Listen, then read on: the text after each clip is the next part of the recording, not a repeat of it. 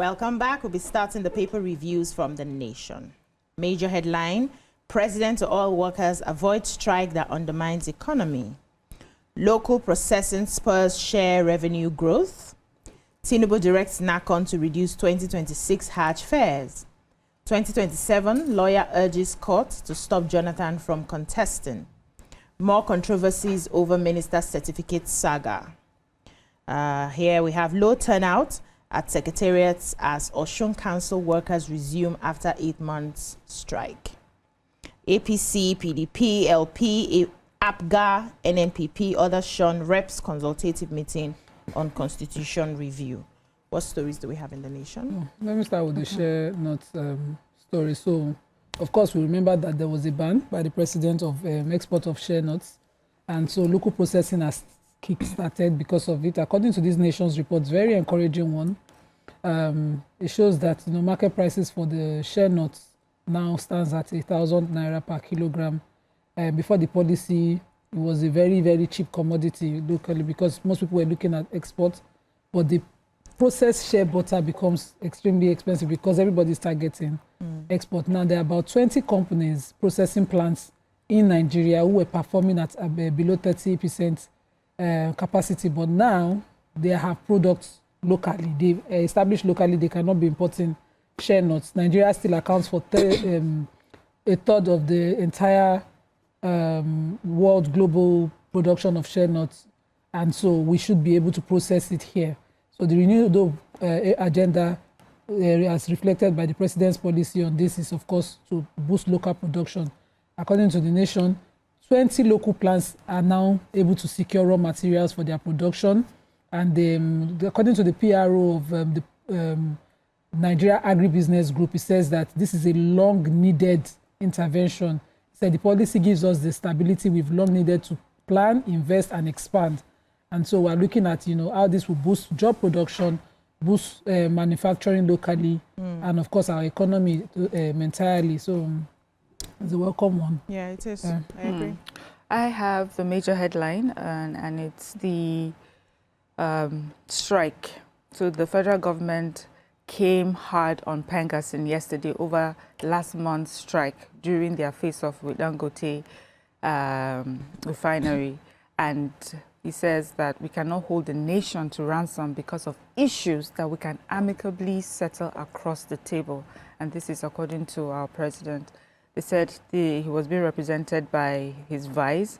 And let me just read, some of the things that he described. He said the president described the Dangote group president as not just an individual, but an institution. He urged labor unions to exercise restraint and seek peaceful dialogue in addressing industrial issues involving the refinery.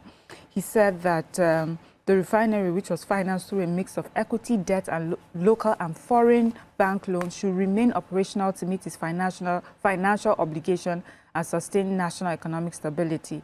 The refinery has to function to service the debt. We cannot hold the nation to ransom because of issues that we can amicably settle across the table. He said that if Dangote had invested $10 billion in Microsoft, Amazon, or Google, he might be worth $70 to $80 billion today. But he chose to invest in Nigeria, and we owe it to future generations to promote, preserve, and protect the interests of every Nigerian. And he's asking, for caution and introspection. Then we also have the NNPCL boss lamented that the Pengassin Dangote refinery led to some issues. He says we lost significant production of over 200,000 barrels per day and also experienced deferred gas output while about 1.2 megawatts of power generation was affected. Anyway, all in all, what you hear is that they are calling this an economic sabotage and that we need to find a better way to handle issues like this. You don't have to hold the whole of Nigeria to ransom for issues like 2,500 per kg. As at yesterday, my neighbors are still carrying cylinder up and down. So it's very, very unfair. So the strike is really on whose behalf? What we're really fighting for? We're supposed to be fighting for our behalf, for us, and now we can't even cook in our houses conveniently. When they are claiming they are fighting for the workers, you understand? They claim they're fighting for 800 workers. 800 workers. And again, the 200 million Nigerians should just suffer. Well, what they think is that if 200 million Nigerians suffer for 800 workers, we should look at it as a sacrifice. I'm guessing that's what is in their mind. I agree. I'm not They'll have to share We gas. need some mindset re-engineering in this. Yeah, we do. Okay, Yeah. did you... Jonathan, take the story. Yeah, the Jonathan story, lawyer John Mary Gideobi has asked the Federal High Court to bar President Goodluck Jonathan from contesting. He had added the defendants are INEC and the Attorney General of the Federation, Okay. including as well as Jonathan. He's saying that because Jonathan has taken the oath twice, he can't take it a third time.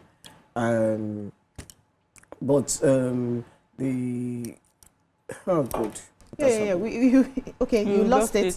Yeah, So let me just okay, finish continue. up. Yeah, so what they are saying basically is the fact that Jonathan had taken the oath twice. The time the first one was him replacing the dead president Yar'Adua, and then the second time was when he now contested. So he says if he takes it the second or the third time, it comes against the constitution that you're not supposed to do the oath more than twice. But experts are saying that, and even the lawyers are saying that it's an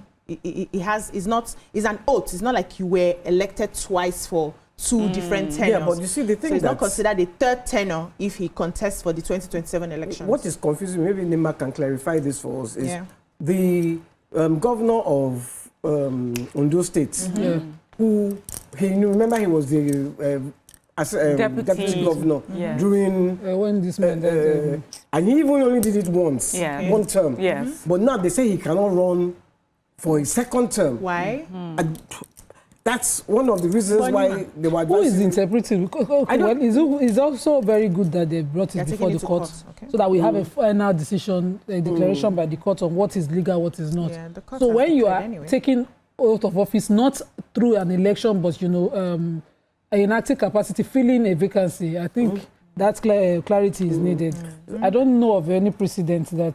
Yeah, because that's why I'm wondering why the governor of Ondo State cannot run again. Yeah, he has to take it to court anyway. This one they are taking Jonathan to court to settle for it. That was. Yes, okay. The president will now overflow. Let's take a short break now. When we come back, the paper reviews continues. Stay with us. Welcome back. We're still reviewing the papers. The Punch. Pengasin fires back as Shetima defends Dangote. Insecurity, Tinubu to meet Council of State Police Thursday. Petrol imports dropped to 8-year low, according to report. 2027 lawyer asks court to stop Jonathan from contesting. Enugu governor, minister trade wars over alleged certificate forgery. Natasha resumes as Senate today after 6 months of suspension. Court remands Lagos accountant over alleged 200 million theft. And ASU mobilizes chapter for October 13 warning strike. What do we have in the Punch? Okay. So in Enugu, drama is happening. The Minister of Innovation, Science and Technology, Uche Naji, has been embroidered in this certificate saga where his degree that he got from the University of Nigeria is looking like he went to serve before he finished. Yeah, that's how the details coming.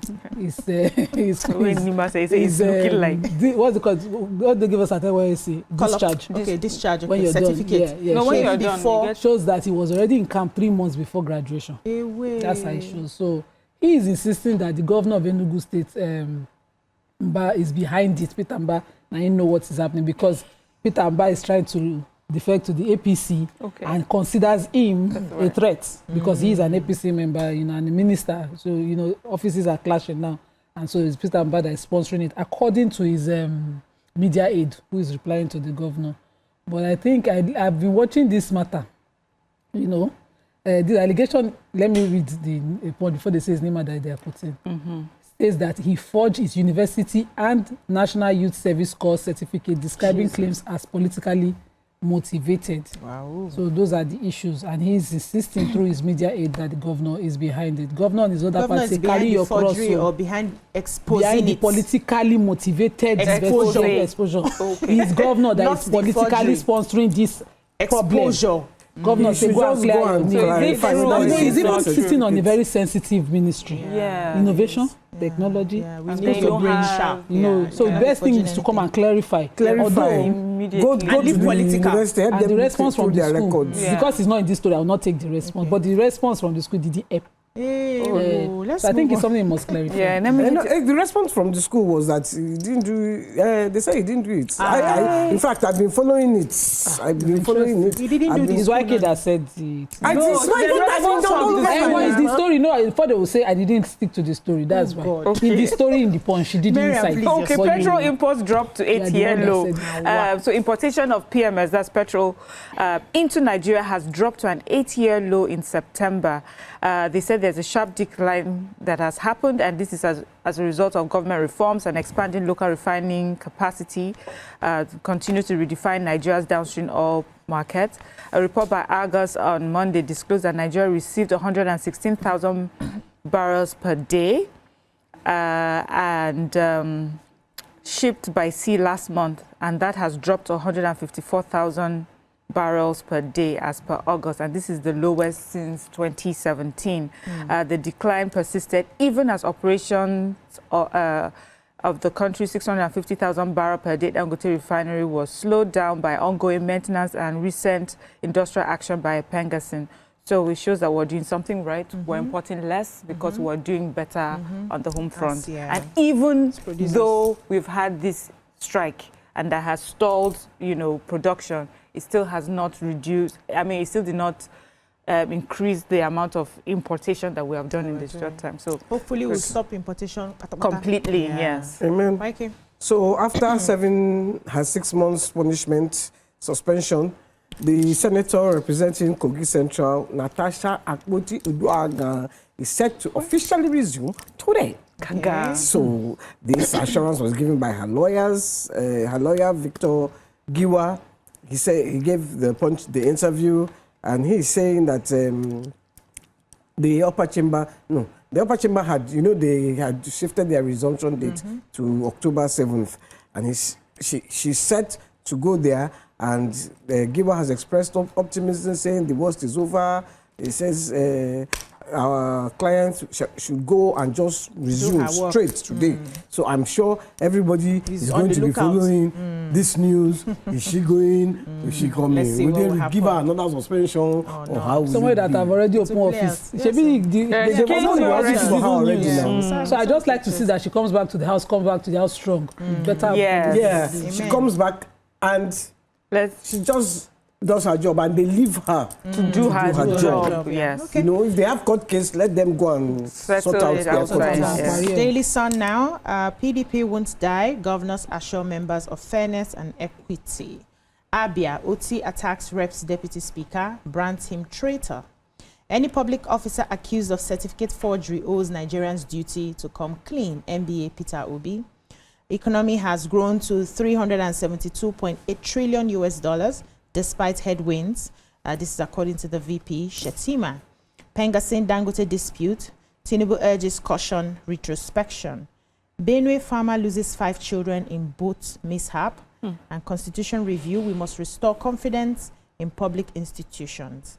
I have the sad story, the Benue farmer. Said a farmer, Obagaji Agatu, local government, Benue State, has lost 5 children in the boat mishap that occurred on Sunday. They said the Obagaji Ame is a grieving farmer. He said he had gone to the farm with 6 children to harvest crops on that fateful day.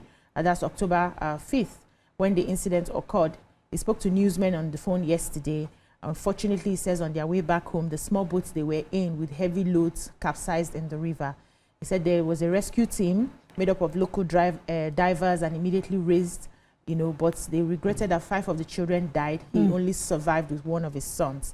He added that the incident had thrown the entire Bagaji community into mourning. So confirming the incident, chairman of Agatu local government, Melvin James, said that 7 people were on the boat, the canoe, when it capsized, and 5 children died in the mishap. According to him, the man and 6 of his children had gone to the farm to harvest their crops, but on their way back home, the canoe conveying them capsized and they drowned. They said the canoe was overloaded, which might have caused the mishap, and it's just so unfortunate that they had to lose 5 of his children. That's so painful. The fact is Beyond that, painful. but they were in I don't think life so. I'm sure jackets. it's all these local boats now. the government has to enforce wooden people, canoes. you know, when to wear life jackets. One, It's important.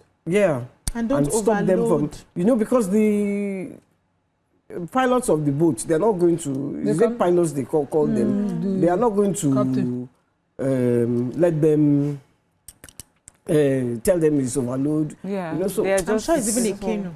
They should also. I saw a Let's take video another of story, YouTuber. because of time. We'll move on. Who's ready? Let's go on. Daily Sun. Okay. Vanguard. I think this will be our last paper for today. Where do we have good stories? Vanguard or Tribune? And Let's do both. quickly take- Vanguard. Vanguard is good. Okay. So collapsed roads making life unbearable for travelers. Tax stamp rollout could worsen inflation. Pro-gay female archbishop. Nigeria's Anglican Church breaks from Canterbury. Vanguard outreaches restores hope for newspaper vendors and vulnerable Nigerians. Nationwide strike looms as ASU non-academic staff of universities issue ultimatum. What do we have in the Vanguard? The Church of Nigeria, Anglican Communion, has declared spiritual independence from the Church of England, rejecting the appointment of Bishop Sarah Mullally as the new Archbishop of Canterbury. They said that her support for same-sex marriage and her elevation as the first female to hold the position signify a troubling moral decline with the leadership of the Anglican Communion. So for them, they said, according to, that's for us, for Nigerians, they said, according to Primate of the Church of Nigeria, Most Reverend Henry Ndukuba, he says that the announcement that was made 3rd of August was devastating and insensitive. They have accused the Church of England of ignoring deep divisions already facing the global Anglican community. They said this election is a double jeopardy. That first, it disregards the conviction of majority of Anglicans who cannot accept female headship in the episcopate, and second, it is more disturbing that Bishop Sarah Mullally is a strong supporter of same-sex marriage. And as we know, the Nigerian church, where they stand when it comes to same-sex, yes. So for them, they have now separated themselves from the Church of England. Wow, Spiritual. that's interesting. Thank you, ladies. That's all we I wonder can what the take. repercussions will be. That's all we can take on the newspaper reviews. The show continues after this break. Stay with us. Stay tuned. Your View will be right back.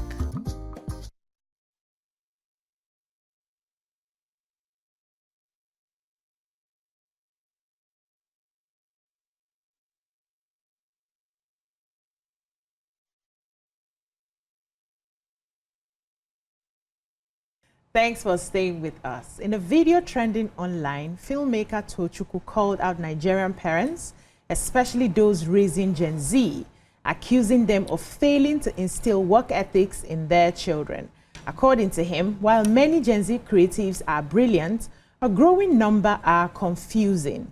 He argues that their parents, even respected leaders and professionals, have overcompensated in raising them out of a desire not to be strict like their own parents. They've chosen friendship over discipline.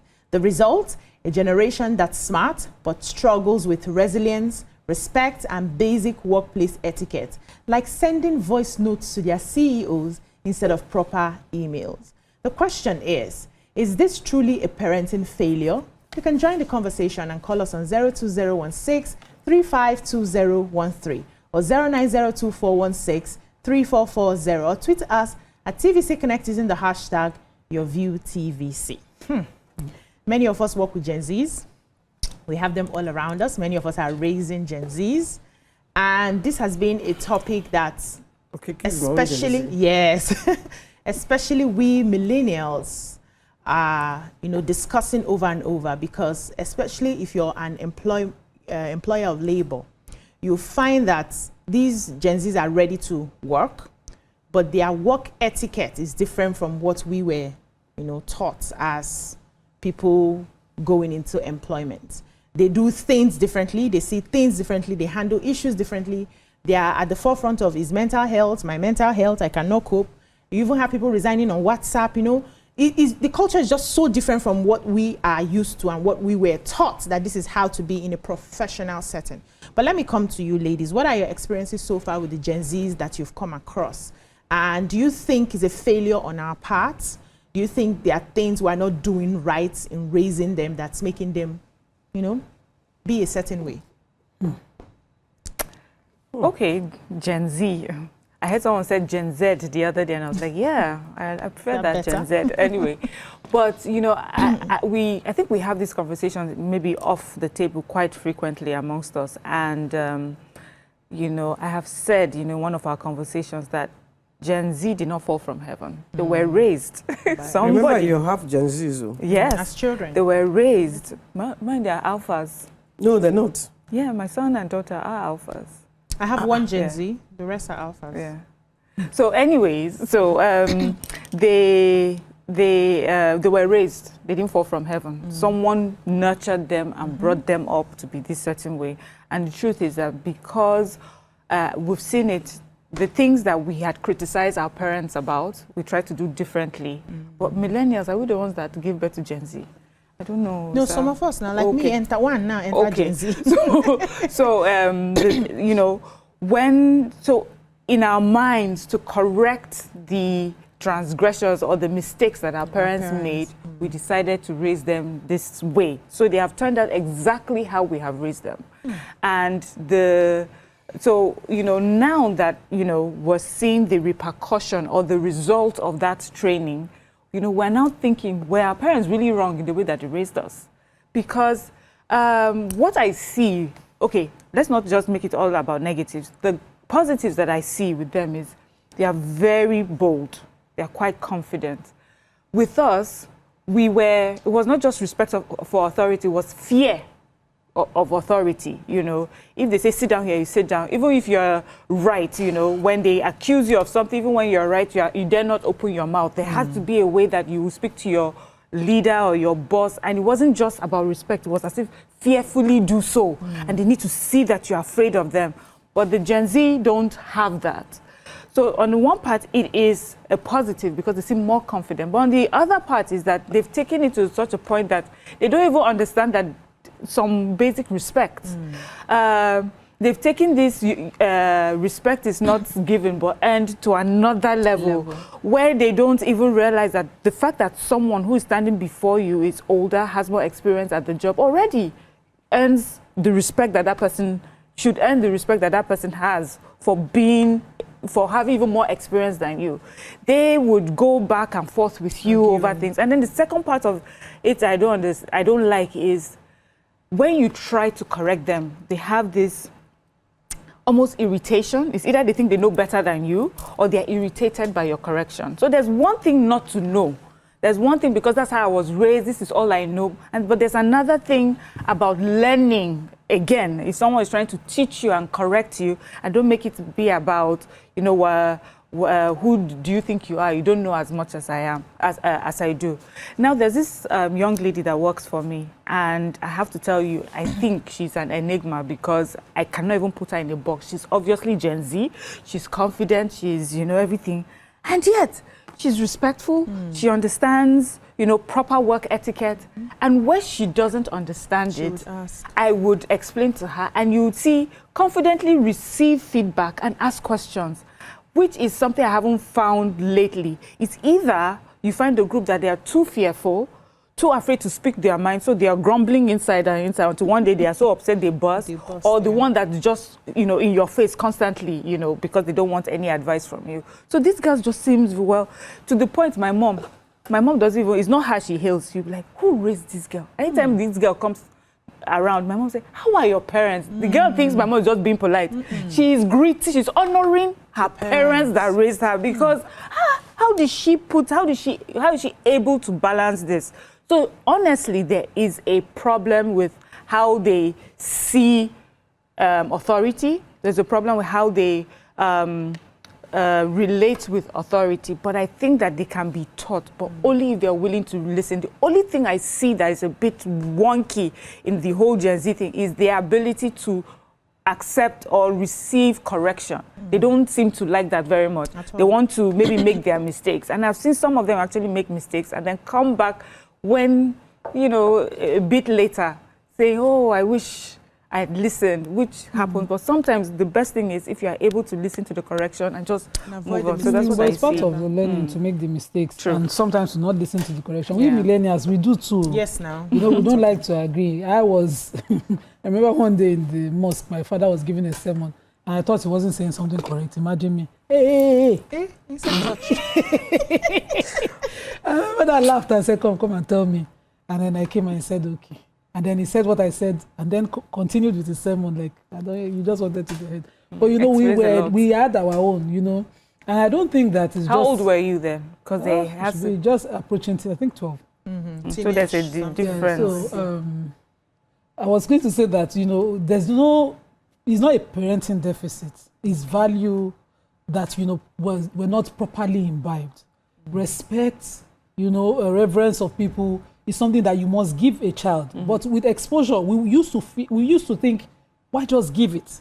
I suppose, you know, the way they say that all those kind of customs that an adult makes no mistake when an adult is in the room. So when you're an adult and a young child can actually see you that you're making a mistake, to give you the respect just because you're older can be a bit confusing.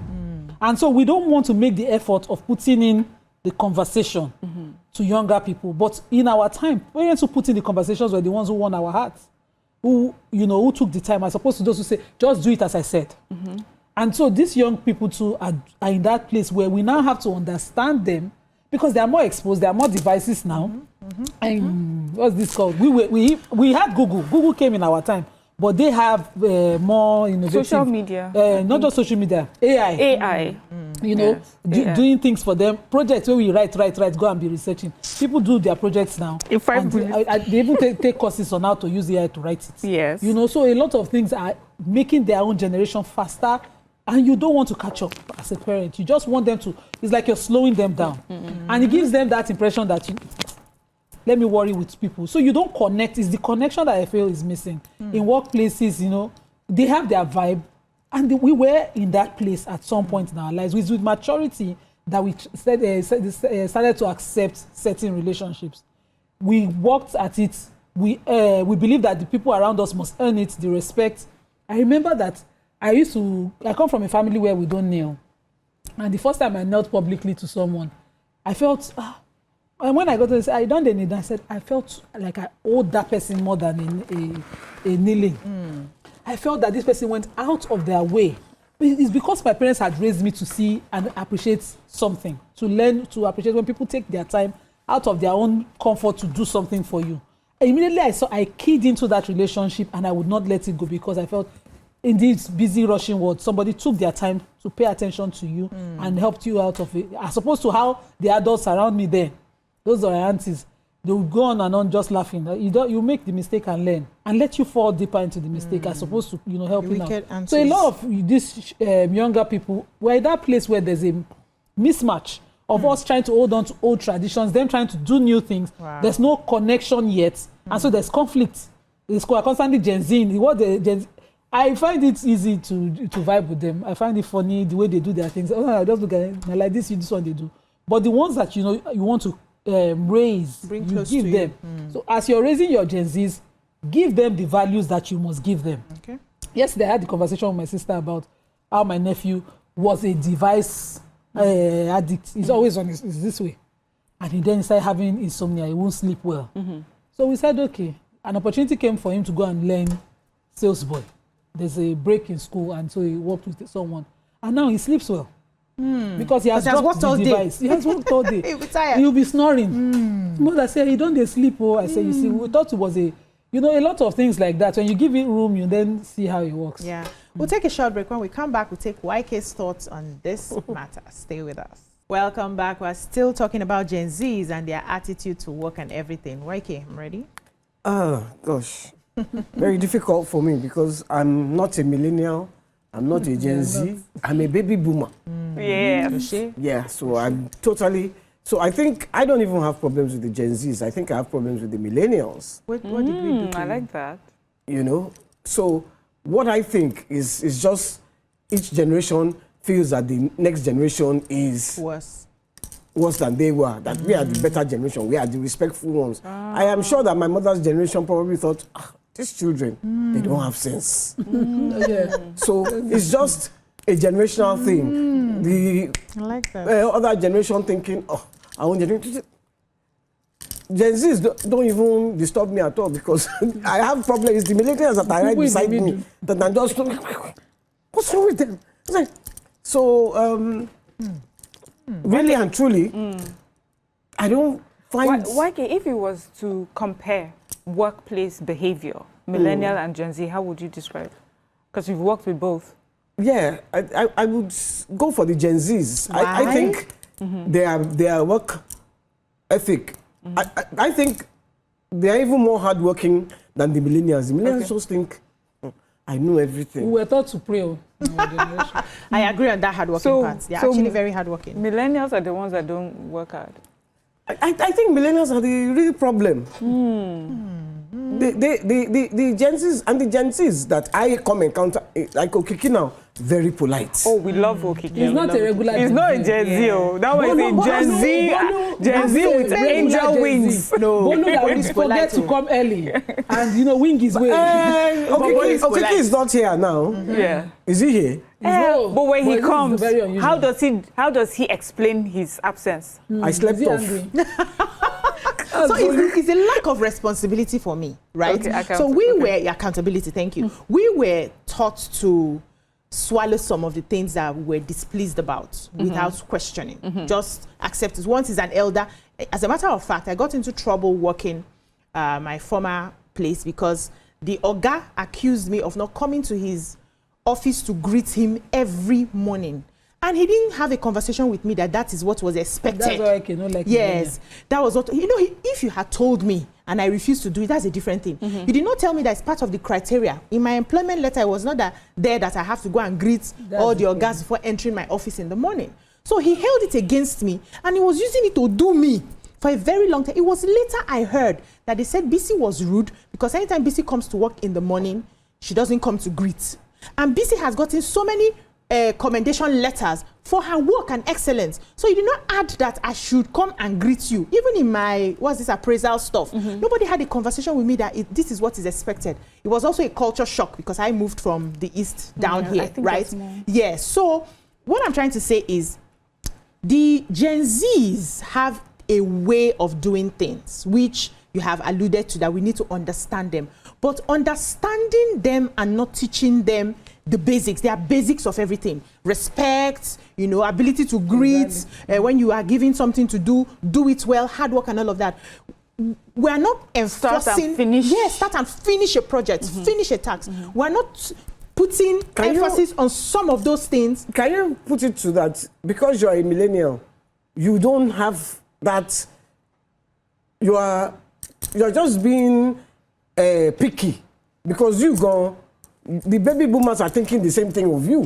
They thought the same thing this of is me. what I think. Yeah. Every generation, do better than the previous one. Okay. And with each generation comes more freedom.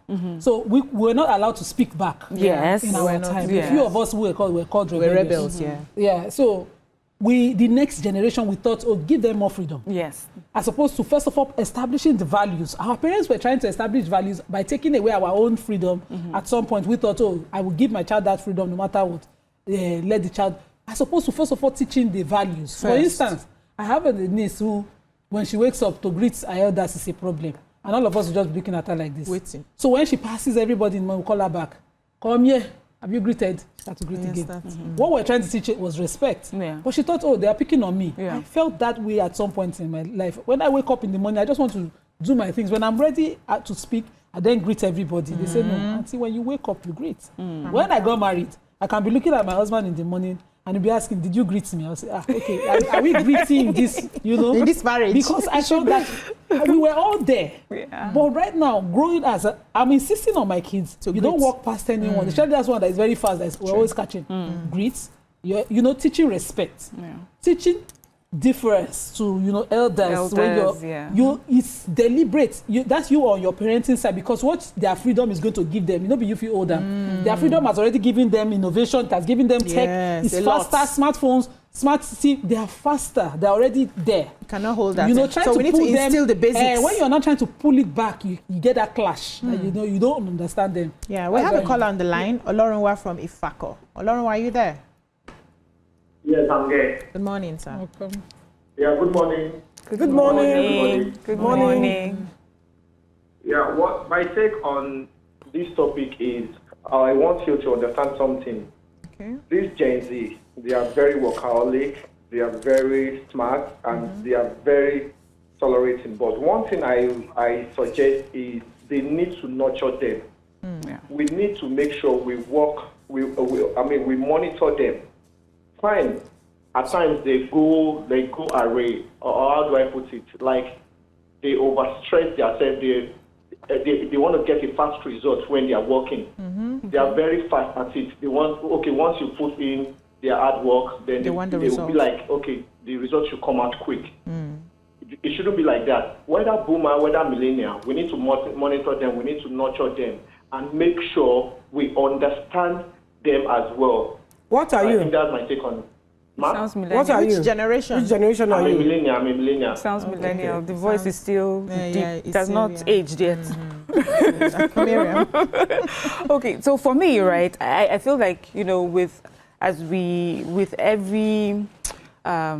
opportunity, you know, that you get in every generation, it creates a whole new set of skills. And so, as we said, with AI, social media, having the phones and things like that, so it has created this whole level of skills that people have.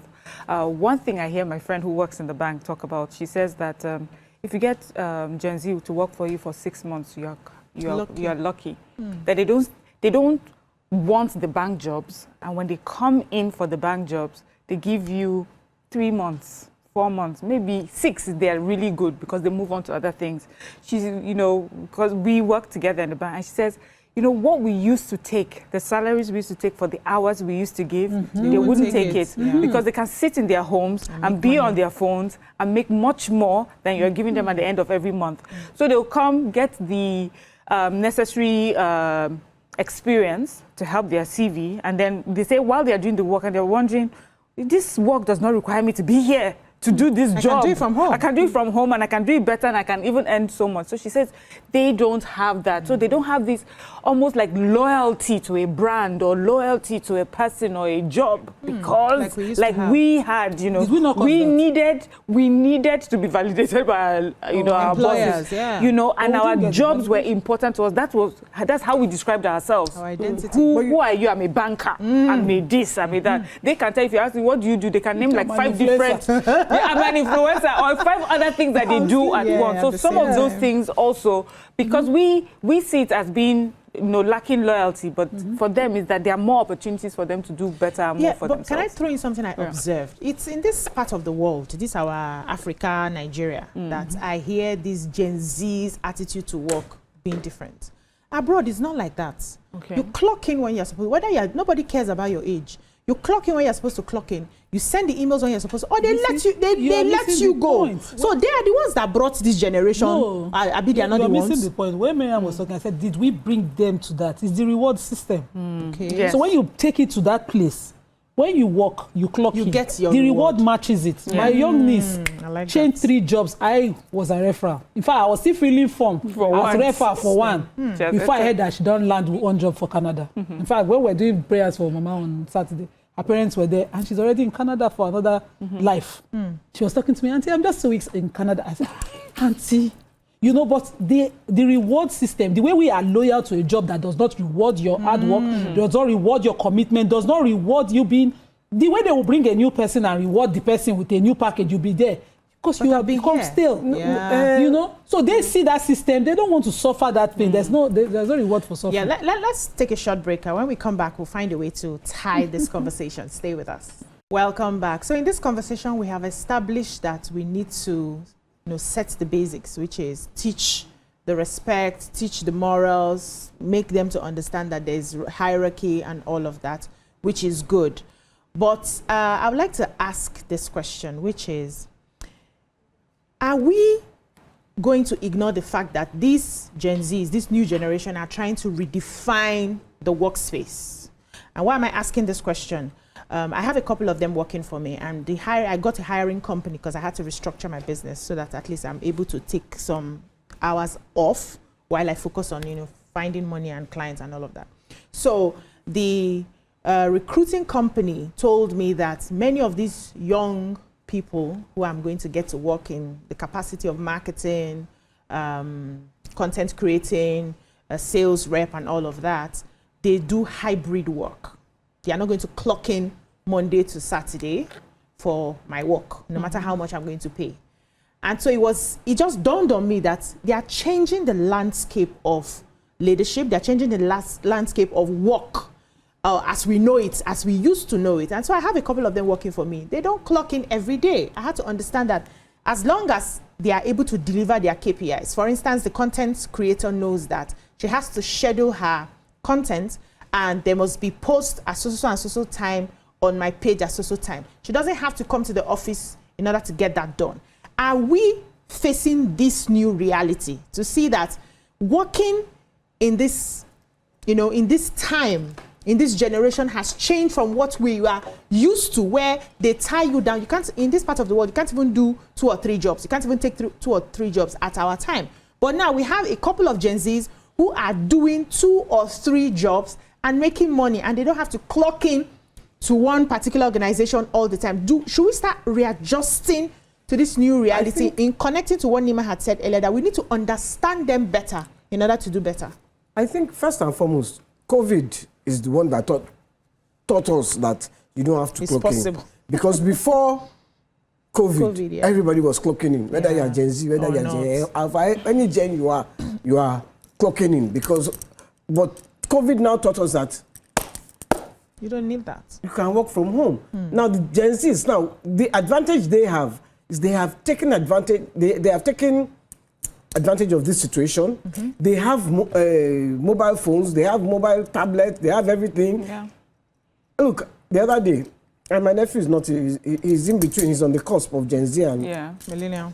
I had to do this interview, and they wanted to use the studio, and then there was Maggie doing crack on the computer, on the crack. I was doing like this. It was just like a miracle to me. Yeah. That I'm, where we are. We don't go. Close 60 something. We are closing. We are almost jumping to the other side. The elder of the elders. Yeah. Now, if you even say, I will give you $1 million, that thing Amade is doing, do it. I will lose that money because I will not know anything. Yeah. So they have trained their minds to know all these things, or they just grew up knowing all these things because it's a generation, and we paid for it. Yes, they are in that generation. With our money. With our How is your work? With our hard-earned money. Did they beg to be born? Oh no, they chose. They did not beg to be born. Why this thing you decided to inside the enjoyment that you are having to have them. So anything that comes with having them, I should take it. Take it and take it and own it. The story you just gave reminded me of when many years ago when the phones came out and then you could take videos on your phone. I remember we had gone to the farm and came home and I showed my grandma on the phone the farm. She was in awe. She was like, what? Wow. You mean the farm? You mean you took on this small thing? She kept looking at it because usually it's on the big screen, TV screen or the radio. But that you can carry this thing, put it in your pocket, come home and show me what you did at the farm. She was so much in awe. If only she was alive and she saw what they're doing today. What they're doing with the... I remember when I first saw computer, there was no tab when I was... There was a computer, the big computer. Then I just see the computer. Then laptop came out. Hey, see as laptop be. Just be like magic. Now, it's in my very eye. This tab is even big. You see the smaller one like this. That one, they do cry. Everything will just do big. They will do about 3 different clinic or 10 self will just come out. You'll be looking.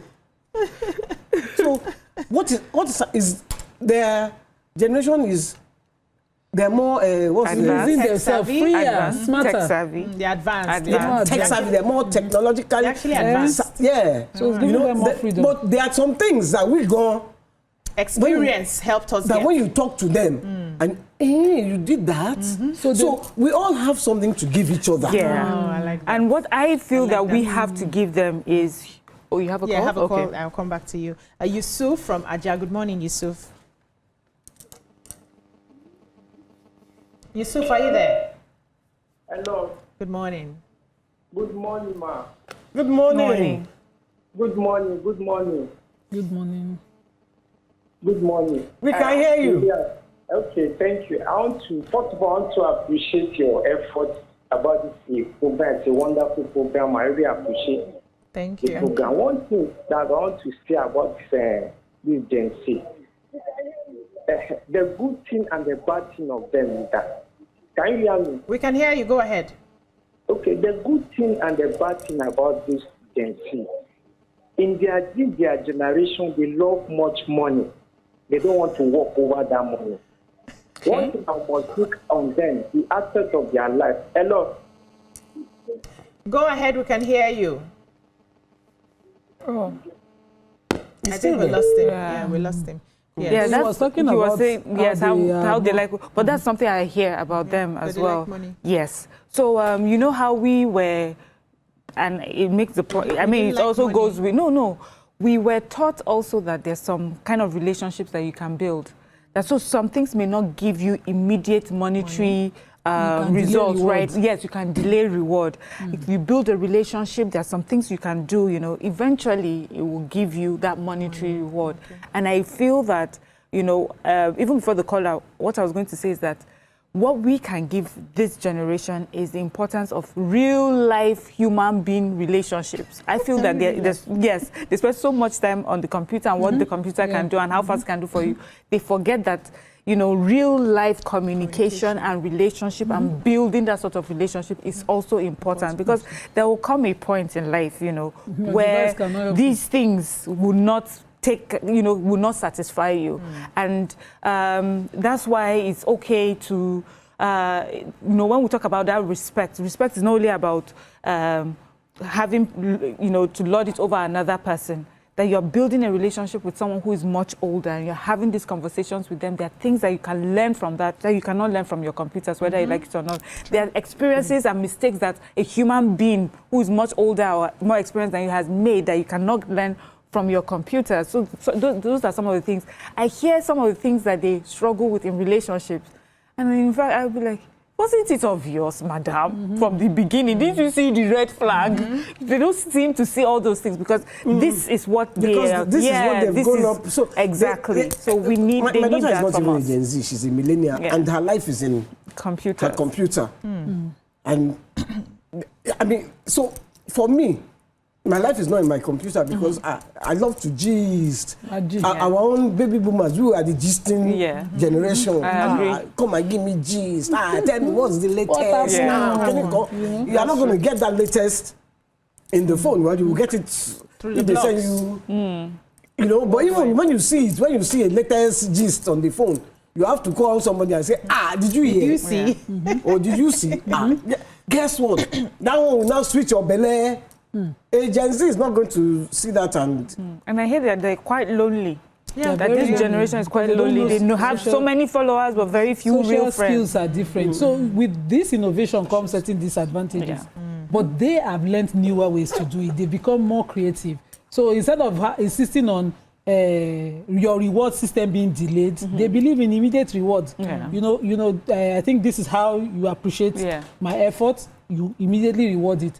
In some establishments, you see the difference. You see the millennials, the baby boomers being maybe just giving respect of age, but you see the rewarding for the Gen Zs accurately given to them. Before they're in that place where if I'm at a job today, they don't do well. Let's say their head no one straight. I don't calculate what they're giving me and my time.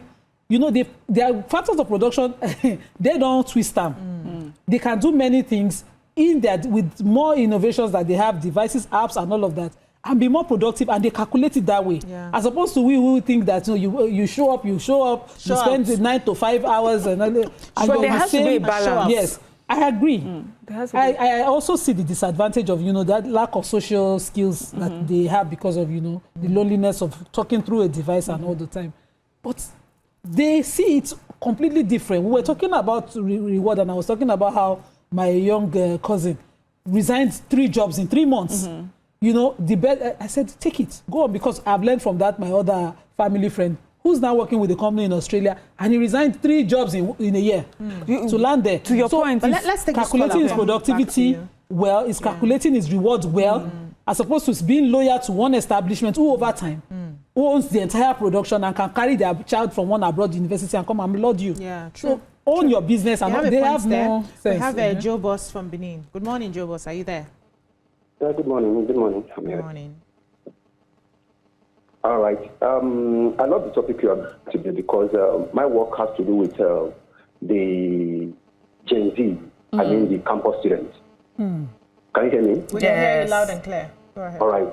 So I'm a Christian, and my dad told me that if the foundation is faulty, what can the righteous do? Our foundation is faulty, especially in Africa. And permit me to quickly talk about 2. Talking about culture. Placing Western education or Western education over our culture. You know that everybody in Nigeria or Africa wants their children to speak English than our dialect. This is a very big clash and crash. It's just like wanting bird to behave like snake. We are Africans, but we want to be like white. It's a very big crisis that we are having the result now. And also, talking about religion, I want to tell you what is even triggering the anger in this generation. Okay. The lies and its revelation in the religion are trigger anger in this generation. You can see through. Because of our grandparents have failed this generation. They've been so fearful of what we call lies. When you hear somebody say, tithe is paying tithe, you cannot make heaven, and our grandparents they will submit to that. So this generation has come to it and they have seen it as lies. So they are so angry and want to change things. So the thing we have to do is that we have to go back to the drawing board. We have to, let every of our children know how to speak our dialect. Okay. We have to teach them the truth of the word of God. So if you can do this, then the next generation will be better than this one. Thank you. Thank you. Thank you. I wanted to ask him which of the gods. You talked something, but there was a clash. The teaching our language came with religion. Teaching a foreign language came with religion. It's part of the mentality the colonialists left us with, to feel less, to speak a certain language. I feel like I'm feeling struggling to teach. Because my parents raised me here, but in my house, if you speak in English, they look you. In fact, if you speak in Pidgin, my father would not listen. My mom would say it's near, because she was struggling to teach us the language. And all 5 of us speak my dialect well, and I didn't live at home. Wow. I'm there, married to the same tribe. Now you don't speak. I speak well, no, but my kids. Do you speak with him at home? Yes. Okay. But my kids, they call it secret code. Which is the mistake that I make that mistake with my daughter. My daughter can't speak. Why? Because she thinks gossip. We don't want her to hear. Instead of us teaching her. Yeah. Okay. You use it to gossip. So when I started speaking Hausa, my sister was the one that pointed it out to me. She says, you only speak Hausa to these children when you're reprimanding them. Don't do that. Quickly, she told me. I was like, oh, that's true. Before they take it as a language of punishment. They don't take it like that. It's the language of punishment. When you say, they will be joking about they know that word. Like when I will say, if I slice, I will not interpret if I slice, you slap. In my language, it means if I slap for you. So they call it funny. It's called language of punishment. So I had to, but to him, I was going to say that what I find with Gen Z actually is that where we were proud of our Western affectations, these ones are not. These ones are pushing. Are you seeing how? Yes, they are going to their roots and they are making it global. You are seeing our a lot food. of them are using their hair. Yes, their hair, their food, their fashion. I'm just seeing a lot of, especially online, you see people that live in Japan or live in just different far-flung countries. But we suffer eating the our food, and crisis a lot. I think that we're doing better if that's what he means. Like if it's identity-wise, we are owning our identity, and they are owning our are. identity for Millennials, us. Identity that we have rejected. Yes, the millennials really had that crisis. Yeah. That's why I brought in that it was baby bloomers who were our teachers telling us that we did not vernacular in the school. Baby boomers used to beat us for speaking vernacular in class. Yes. And they gave us, stop the No. They beat us. Baby bloomers. There was one baby bloomer that did a 6 years. It was the one before us. Generation. They beat you. Let us stop this thing. Find out. There was one baby bloomer that did a 6 years. A Nigerian Yoruba woman did a 6 years some weeks ago. This thing is online for people who know the news, who follow news. And she wore a ball gown. Okay. The basket under the ball gown. She wore it. She went for Thanksgiving. She wore and a hat. And I was like, And Gele would have just sold this woman's beauty. But I lie, they didn't do Gele there. Till the end of that event. As in, when she finally changed, she wore a simpler gown. This time around, they removed basket. So that the thing is not really a ball. And I was like, who do us like this? Throughout, as I was watching this thing, they spent a lot of money. Nigerian cream de la cream were attending. And I was just hot. So imagine a Gen Z watching us soon. When these baby bloomers were teaching us that that's how to be a meat. That's how to report. That's the class for invitation. Have we talked about the etiquette part? Now where they taught us that we have to use fork and knife to eat our supposed to enjoy it, but with your hand. Thanks. They made us have, this identity crisis when we thought when we had inferior complex about us being African. They will do it. They'll call it they will theme for the party, so that a Gen Z will now come and be looking at us. So are you saying that my grandmothers who did not meet Christ or Muhammad are going to hellfire? Who did not my ancestors? Are you beginning to raise questions that probes things? That we couldn't knew the generation before the baby boomers was called the silent generation. We did no wonder they're very silent. I don't remember. They were born between the mid-20s and the mid-40s, such as those born from 28 to 45. This generation was shaped by the Great Depression, World War II, leading to characteristics of caution and traditionalism. Let's have mercy on them. Our own was slavery that characterized our own silence. But I think we can wrap up this conversation at this moment. You wanted to say something before I wrap? Because your hand is up. Yes, I want to give you the greatest generation born between 1901 and 1927. Wow. The silent generation born between 1925 and 1945. Not many of them are still around. But a few of them, but a few of them are. Very few. Baby boomers are 1946 to 1964. Okay, your people. Which I fall under. Okay. And then we already know the millennials and the Gen Z, and then the alphas. Those ones are going to be worse than what we are seeing right now. But I think we can wrap up this conversation. I think we've been able to, find a way to the Gen Z are the brokest generation. Gen Zs? Yes. No, they made more money. No. They're making more money. Why? So because of the standard of living, things are much more expensive. Yeah, so where baby boomers could buy retire into their own homes, many Gen Zs will not be able to do that. It's just so unfortunate. But we've found a way to tie this with the fact that parenting plays a major role. So we can do our best in our homes, those of us that are raising the Gen Zs, to give them that basics of culture, respect, work ethics, hard work, and all of that. We'll do that. But when they go out there, they're going to meet other Gen Zs as well, where they are now into their tech and all of that. We also need to find a way to help them build real relationships. There's a topic I'm sure we're going to take when we come back if we don't have a guest, which talked about a family that their TV broke.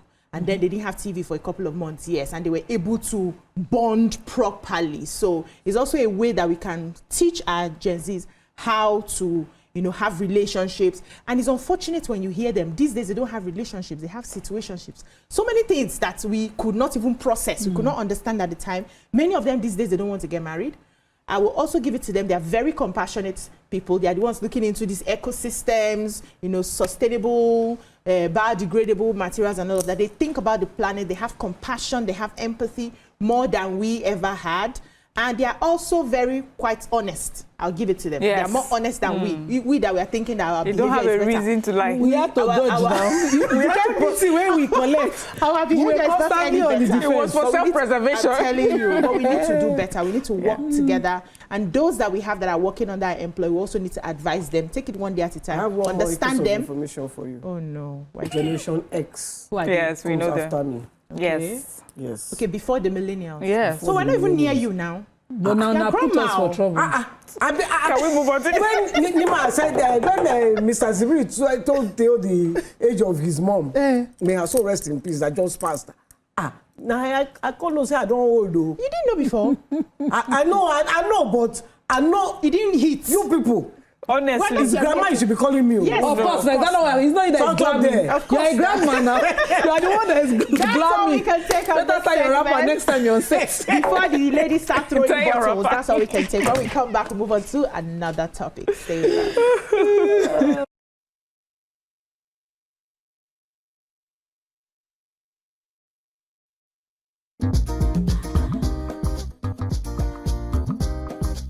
Stay tuned. Your View will be right back.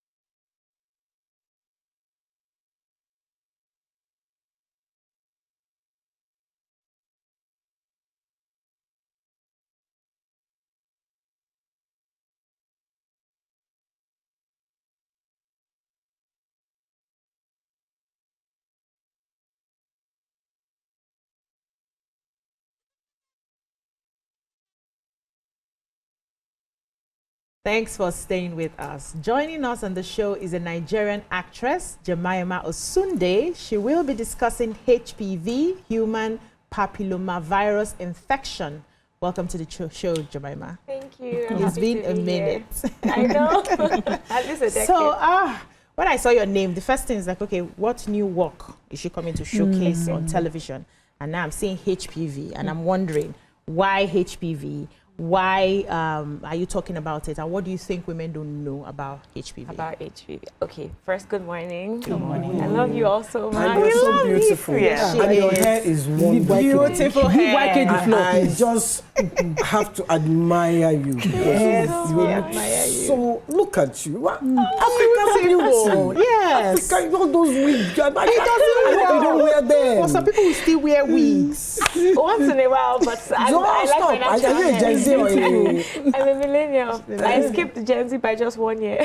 What year? 96. I was born in 1996. Okay. Yeah, you are like on the cusp. border, Yeah, right on the border. Thank But you she's so much. beautiful and we appreciate her. Okay, let's move on to the topic of the day. HPV, please. HPV. First, I'm sure a lot of people will be wondering, why is it an actress talking about HPV? But I also have a medical background. I have 3 degrees now. I just completed my 3rd one, which is a master's in public health. My 2nd degree is in physiotherapy. So I was at the College of Medicine at Louth for 5 years.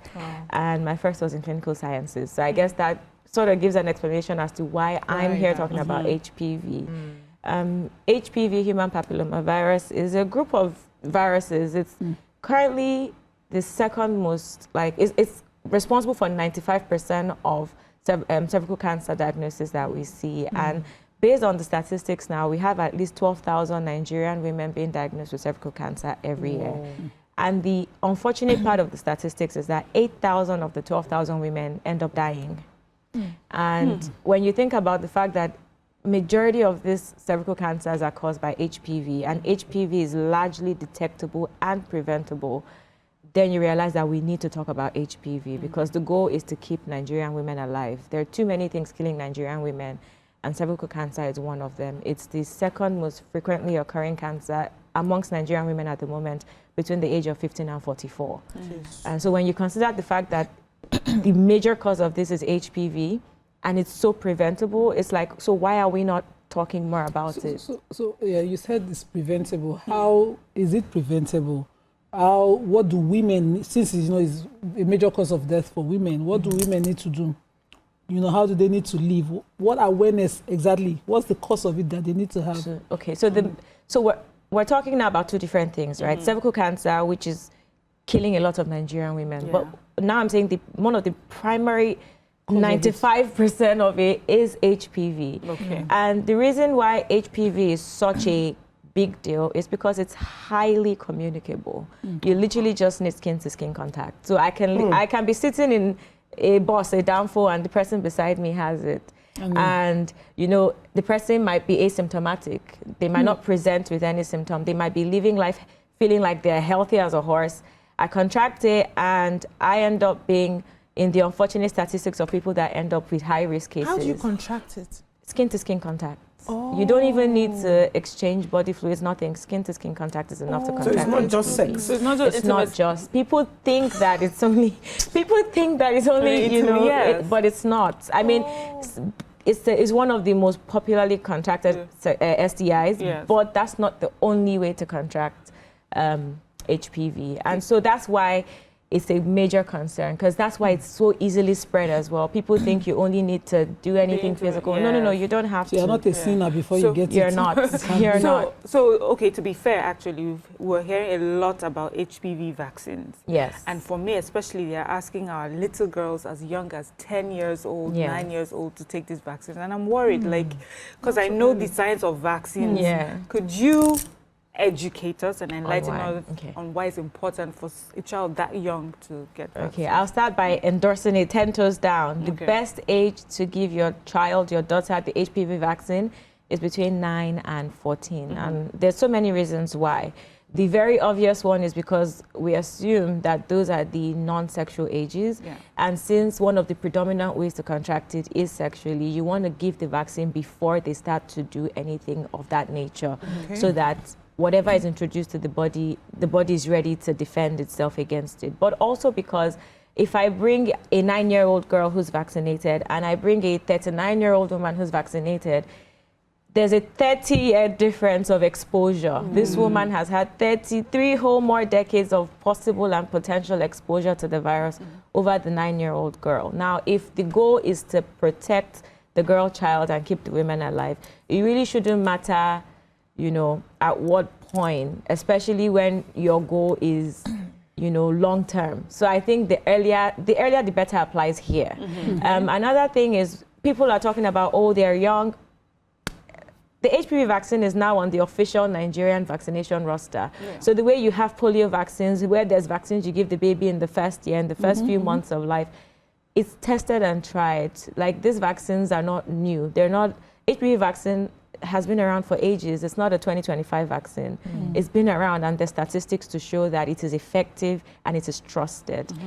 Are you sure it's not these Oyibo people that are bringing these things to us? Because our grandmothers survived without many of these something must kill a man now. Yeah, something has to kill a man. But don't you think we are the ones that are poking the bear to get out some of this? Because if you ask Donald Trump now, Donald Trump will say, don't take it to. Didn't you just hear them at the UN General Assembly? Could you tell me, you have taken it? I've taken it, and I publicly posted. It's a funny thing because on my social media, they say that I'm a witch because I don't react to pain. So I post videos of myself getting my ears pierced or whatever. And so I posted for awareness, like, I'm getting my vaccine shot. Nobody focused on that. They were just like, how did the needle go in and you didn't scream? You're a witch, you're a cultist. So it just goes in just funny. Yeah, it's a quick shot, intramuscular. Is it a one-in-a-lifetime vaccine, or is it something you have to take but some of it is multiple shots. So there's different types. There's Gardasil, which covers more strains. There's Severix. So it depends on which one you take. Now, I took Severix the first time, and that covers, it was 3 shots over a duration of about a year and a half. So you take the first shot, after a few months, the second. But there's single shots as well. It depends on which. So it's like saying you're taking paracetamol. They're different. You know that there's Emzor, there's there's different companies that produce, right? But it's the same vaccine, and some of it covers more strains of the virus. Like I said, HPV is not one strain of virus, it's a group of viruses. So whichever strain you contract is what could possibly lead to cervical cancer or a bunch of other types of cancers. So the vaccines are created to attack certain strains of the HPV. Are there side effects? You know, we don't trust vaccines. We don't trust you too because you don't the COVID one we collect, we are hearing. Did you take the COVID vaccine? Yeah, I did. I even had COVID, so I didn't have to. But they said that we're all thinking that where people are dropping dead every second is from the blood clot, and we are all thinking it's the COVID vaccine. And you know, we all took the COVID vaccine, so some of us are just waiting. When is it my turn? I don't want to die. No, but so far nothing has, that's how many of us here. Now, if we're going by statistics again, if all of us on this table have taken the vaccine, and not one person can categorically say the vaccine caused me to have this. We don't know now. So we have different things that we are exhibiting now. No, but that's the thing. So things. HPV, the vaccine for HPV has been around for ages. Yeah. In America, they've been promoting and pushing the vaccine amongst women since about 2006. In the United Kingdom, it's been since like 2008. And if you check it, in America, they've recorded a 62% decline in deaths of women from cervical cancer in the last decade, since more people started taking the vaccine. Amazing. Yeah. Yes, I was going to cervical cancer screening. How important is it, and how I think it's one of the ways to also help in protecting as well as preventing, right? Yes. Women from the cancer itself, or to catch the cancer on time. The virus. Yeah. So how important is it for women, and how often should they do it? It's very important. Unlike malaria or a lot of other diseases, many people will have symptoms that will make you want to go get tested. Like, oh, I have a fever, you know, and the chills and whatnot. But like I said, with HPV, in a lot of cases, is asymptomatic. I could be sitting here with it, and I'm perfectly okay. You won't be able to tell. So the only way to actually check and know if you have it is to get, because I hear there's also a certain age that a woman gets, I think from 45 and above, where they don't advise. They don't bother. Yeah, because I mean, you've already used up your at that point, if you, and the thing about HPV is there's no cure. So once a person is infected, you're infected, which is why we're pushing prevention. Because if we don't have a cure, but we can detect it and prevent it, then why not do that? So the most important things I would say about HPV is knowing that it is it's one of the most highly infectious viral diseases in the world at large. How long has it been around?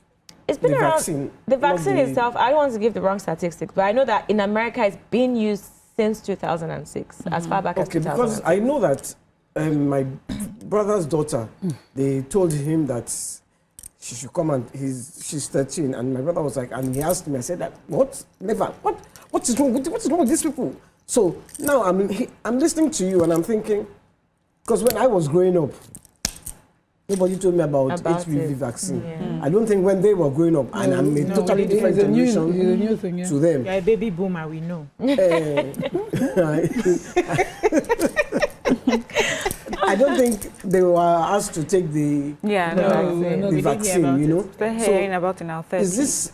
This is a new, you said 2006, so it's quite new. Yeah, it is. You know.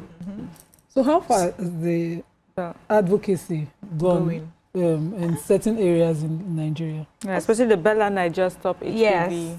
I'm very, shout out to Bella Niger, because I personally believe it's a very important thing to educate people and spread the word. And you know, the thing is, there will always be some level of resistance, which I encourage, because if we're all just taking everything we're being told to take, then that might be dangerous.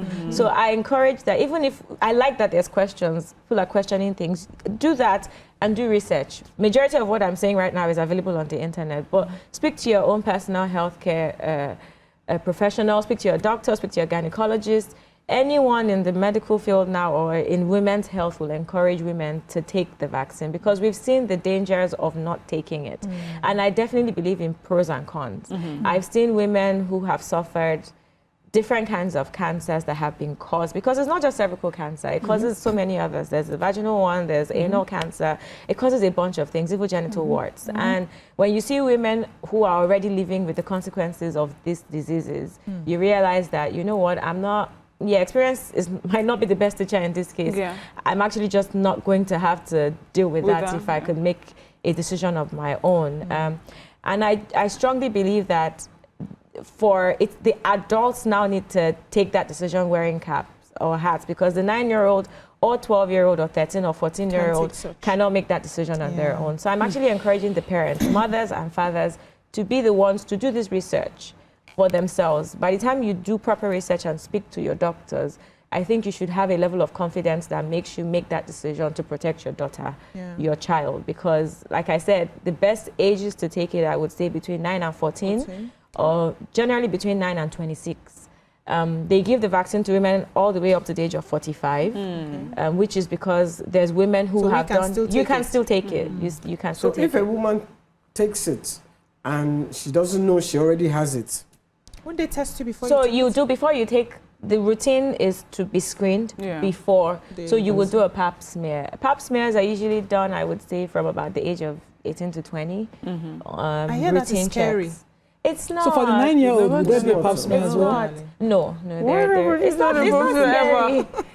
No, I do pap smear every 2 years. It's not as scary as childbirth. Let me put it that way. You've gone through scarier things. Pap smear is easy. You've gone through scarier things. So you're due for pap smear. She's overdue for it. You haven't done a pap smear. No, I haven't. My grandmother never did.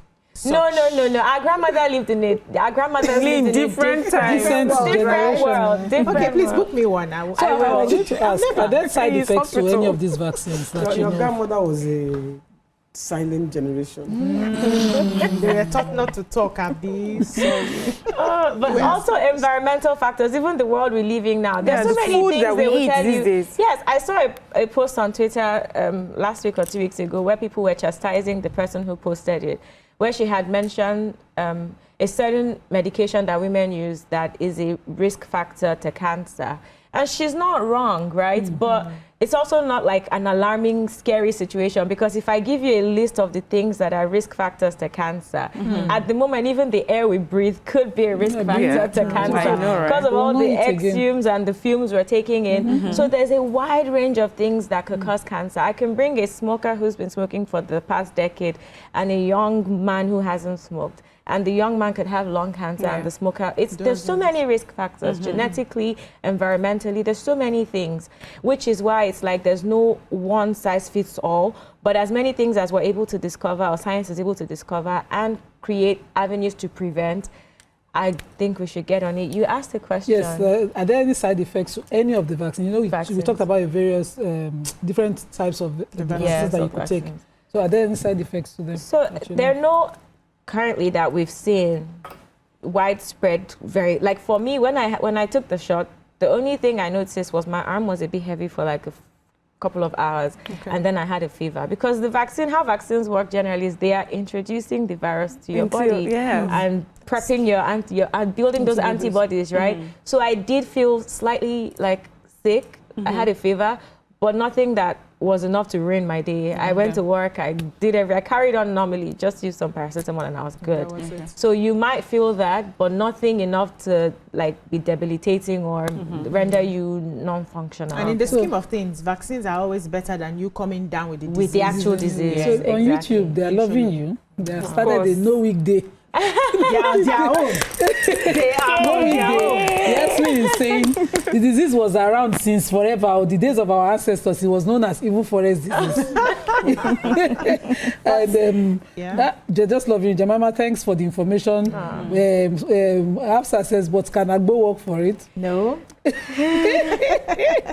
Please take the vaccine. What's the final word? Andrew says you're a real beauty. Thank you so much. She truly is. I'm telling you guys, whatever you're seeing on TV is small. Yes, compared to what to the show now. All right. You know, I did something that you now decide to wear this.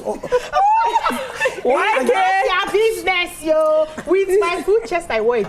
Jemima, please. What's the final message? Final word. Jemima, final word to women out there on HPV. What should they do? how do they find more information in terms of research, and just encourage them a bit more to get the vaccine. My final word would be, everyone, prevention is better than cure. It's something we've all heard as Nigerians. And I feel like the person who coined it was really onto something. It breaks my heart to see women, Nigerian women in particular, because that's my primary area of concentration. It breaks my heart to see women die from something that is, like I said, easily detectable and largely preventable. If we can prevent this, then why are women still dying? We are aligned in maternal health, and we work together a lot on like women's health in Nigeria. That's Nima. And women, yeah, I know, we know where we're coming from. We've done things in the past, and one of the things that we see that's predominant is women are dying of very preventable things. Maternal death in Nigeria is at an all-time high, and we're attacking it from different angles. And one of it is from the angle of preventing HPV and the cancers that can arise from it. So I'm encouraging every woman watching this, do your research. I'm not saying just do it because Jemima said so. Do your research. If you're not confident yet, just based on what I've said, please do your research. Read from verifiable websites, medical websites. I can put some out on my social media. I'll share as well with the beautiful ladies here so they can share and propagate. There's doctors you can speak to. If you follow the Bella Nigeria campaign, Stop HPV for Her, you see more medical professionals speaking up about it and explaining it. I would recommend that everyone, go get screened and get the vaccine, and also educate more people, because it's not just about protecting yourself. It's about protecting the next woman. I think it's already working. Yeah. Someone is asking on YouTube if it's safe for pregnant women to take. No, I would say, don't take it in pregnancy. Bed first. Well, when you go to the hospital, they will advise us. And also when you speak to you, that's why a lot of times it's better no matter what the general conversation is, always speak to your own doctor. Another thing is the vaccines are readily available in Nigeria. Yes, so in government-owned hospitals, you get the vaccine for free. Like I said, it has been added to our official list of routine vaccinations, just like the polio vaccine and all the other ones we give children. So if you go to any of the government-owned hospitals in Nigeria, across the nation, you get the vaccine for free. It's also available in private-owned medical facilities that are, I don't know if you started having a conversation about men taking this vaccine. So the HPV vaccine right now is just for women. Yeah. Because my last screening with my doctor, she was saying that this is a conversation that they're having, that sometimes, maybe now, we have to start thinking about men. Because they are the givers. But that's why we need to protect ourselves, right? Because the apparent givers are mostly good to go. We're the ones who live with the consequences. So the receiving end. Better Thank to protect you so ourselves. much, Jemima Sumi, Thank you for for sharing having with me. us today.